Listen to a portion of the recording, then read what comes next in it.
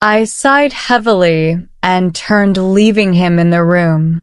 Other newlyweds get up pretty late the day after the wedding after a steamy night with their husbands, but here I am unable to share a bathroom with mine. How am I going to cope throughout these 2 months? I knocked on the door of the guest room twice before I heard a voice say, "Come in." "Good morning, Grandma. Sorry to disturb you," I said as soon as I entered the room and switched on the lights. "It's fine. You have to be in New York and your clothes are here," Grandma Nini said, giving me a small smile. "Though I don't understand why Jason couldn't let you share his bathroom." She mumbled the last part, but I heard it clearly. "I don't know either. What's so bad about sharing his bathroom? I can help him grab water from the refrigerator when the power's out, but I can't share his bathroom. What a joke." I thought, but I didn't say it out loud.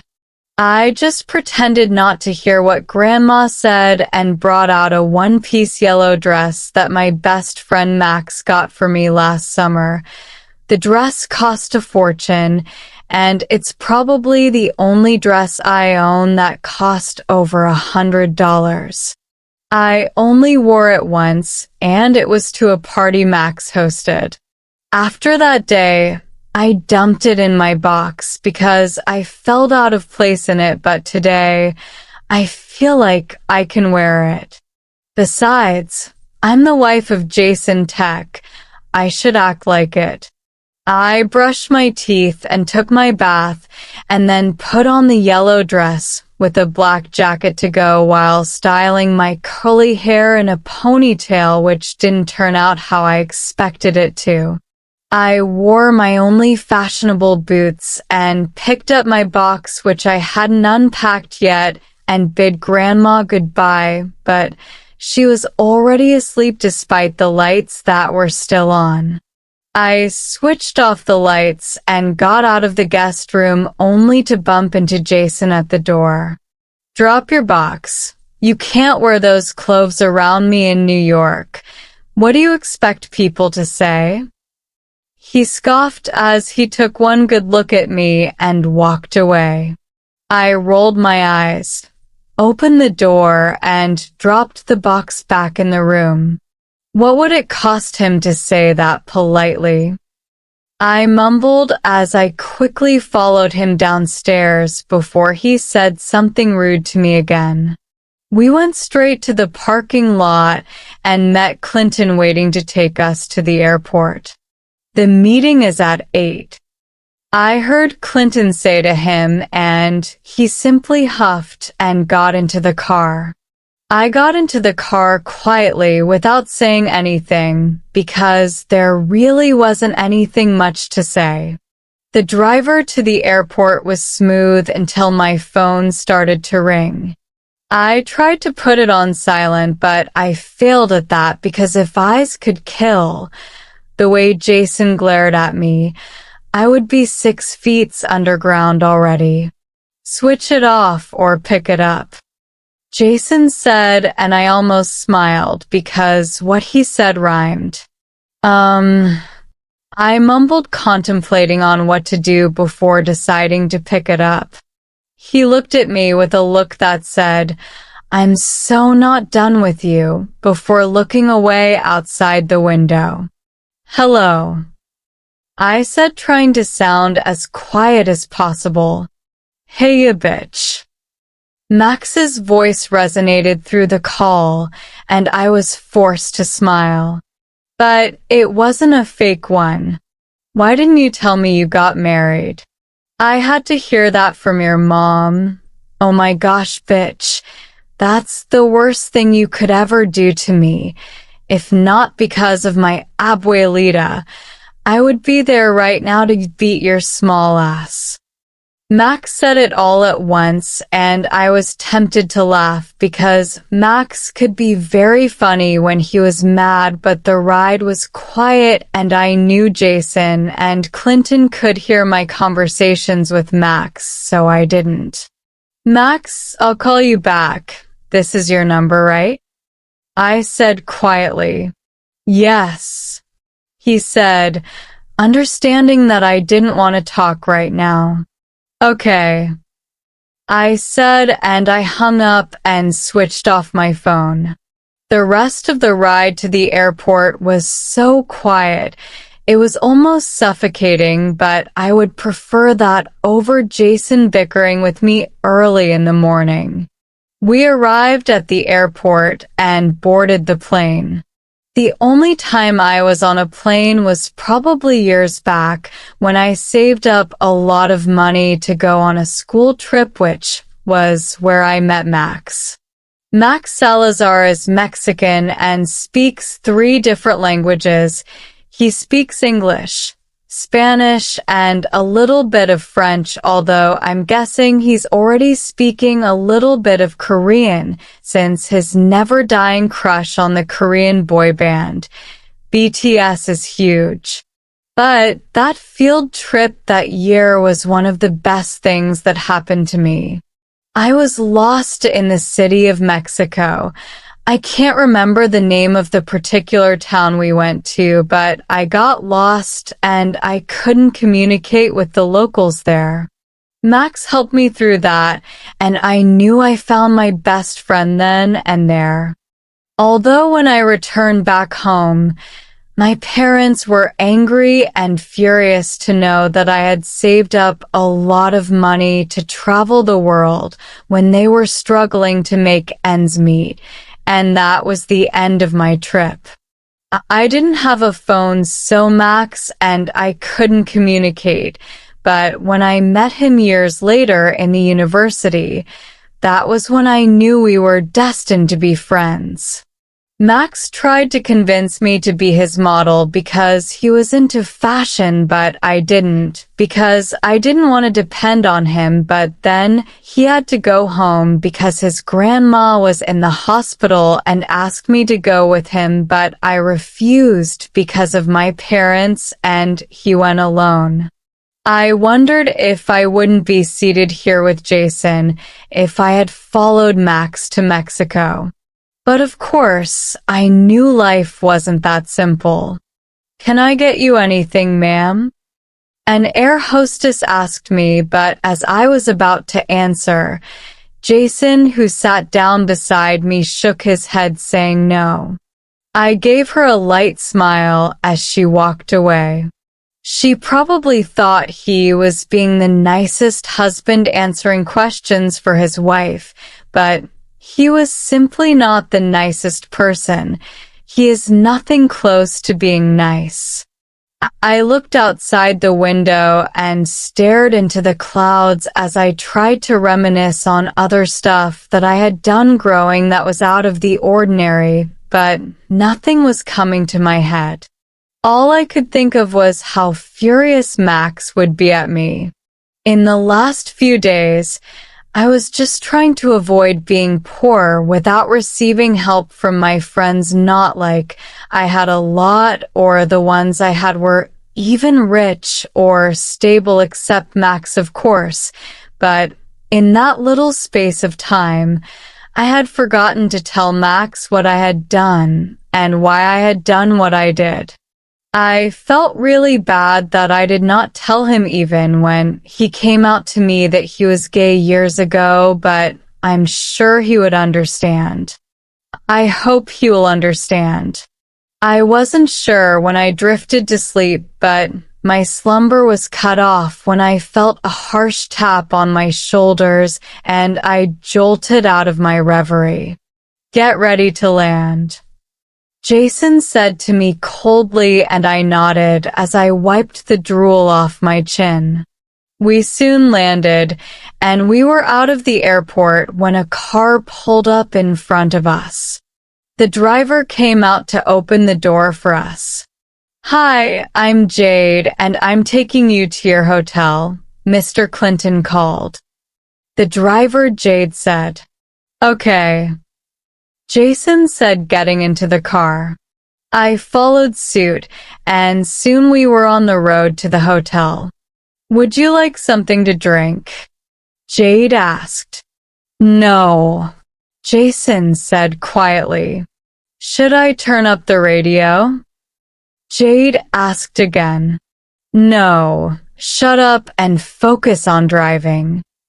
Jason snapped, and I could see Jade's smile turn into a frown through the mirror, and I wish I could apologize on Jason's behalf, but I just kept quiet. He just had to show everyone what an inconsiderate, rude jerk he was.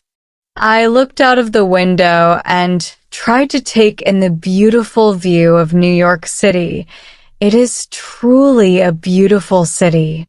I don't know what awaits me here, but I'm sure it won't be any better than what I've faced in the past few days, but hopefully I'll survive through this, and in 2 months, this will all be over. Hopefully. The car ride through New York City felt like an eternity, not because of the distance, but because of the stifling atmosphere inside. Jason's cold demeanor, which had initially been merely an annoyance, was now becoming suffocating.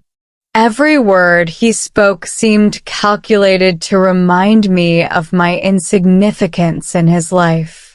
I leaned back in my seat, trying to make myself as small as possible, as if I could somehow disappear into the fabric of the upholstery. The city outside was alive with energy, the streets bustling with people and cars, the tall buildings casting long shadows in the early morning light. It was a stark contrast to the cold, sterile environment inside the car. I used to dream of visiting New York, exploring its streets, visiting its landmarks, and maybe even catching a Broadway show. Now, the city felt like a cage, another place where I was trapped in this charade of a marriage. We arrived at the hotel, a towering structure of glass and steel that seemed to touch the sky. As we stepped out of the car, I noticed the way people glanced at us. They saw Jason, impeccably dressed and exuding an aura of power and wealth, and then they saw me, in my simple dress and cheap boots, clearly out of place. I could feel their judgmental stares piercing through me, making me want to shrink away and hide. Let's get this over with, Jason muttered, leading the way into the hotel lobby. The staff greeted us with professional smiles, but there was a hint of something else in their eyes, curiosity, perhaps, or pity. Jason didn't seem to notice or care. He was too focused on the task at hand, whatever that might be. We checked into our suite without much fuss. The room was as luxurious as one would expect, with a breathtaking view of the city skyline. The king-sized bed, draped in expensive linens, took up most of the space. There was a couch near the window and a small table with a vase of fresh flowers, an attempt, perhaps, to soften the otherwise starkly modern decor. "Take whatever you need," Jason said, his voice flat and emotionless. "I'm heading to the office. The meeting will take most of the day. You should stay here and rest. We'll talk later about what comes next." And just like that, he was gone, leaving me alone in the vast, empty suite. I stood there for a moment, staring at the closed door, feeling a mix of relief and resentment. Relief that he was gone, and resentment at how he had spoken to me, as if I were a child in need of supervision or a prisoner with no say in my own life. I wandered over to the window and looked out at the city below. From this height, everything seemed so small and insignificant, just like me. I thought about calling Max, but then I remembered that I had turned off my phone. I didn't want to deal with his questions, his anger, or his disappointment in me. Not yet, anyway. Instead, I walked over to the couch and sank into its plush cushions. My mind was a whirlwind of thoughts and emotions, but there was one feeling that stood out above the rest: loneliness. I had never felt so alone in my life. Not even when I was struggling to make ends meet. Not even when I had to sell my dream of being an independent woman to marry a stranger for the sake of my family. At least then, I had my parents and Max. Now, I had no one. I leaned my head back and closed my eyes, trying to shut out the world. Maybe Jason was right. Maybe I was just a burden, someone who didn't deserve more than the bare minimum. Maybe this was my fate, to live in a gilded cage, trapped by circumstances beyond my control. But as I sat there, a spark of defiance began to grow within me. I didn't know where it came from, but I wasn't ready to give up. I might be trapped in this marriage, but I wasn't powerless. I still had a voice, a will, and a mind of my own. If Jason thought he could control me, he was wrong. I would find a way to regain my independence, to carve out a life for myself within the confines of this arrangement. The day dragged on, each minute ticking by with excruciating slowness. I tried to occupy myself by exploring the suite, but there wasn't much to do. I flipped through the channels on the TV, but nothing held my interest for long. I tried reading a book I found on one of the shelves, but I couldn't focus on the words. My thoughts kept drifting back to my situation, to the life I had left behind and the uncertain future that lay ahead. By the time the sun began to set, I was pacing the room, feeling like a caged animal. I hated feeling this way, restless, anxious, and trapped. I needed to get out, to breathe some fresh air, to clear my head. But Jason had told me to stay put, and I didn't want to risk making him angry. Not yet, at least.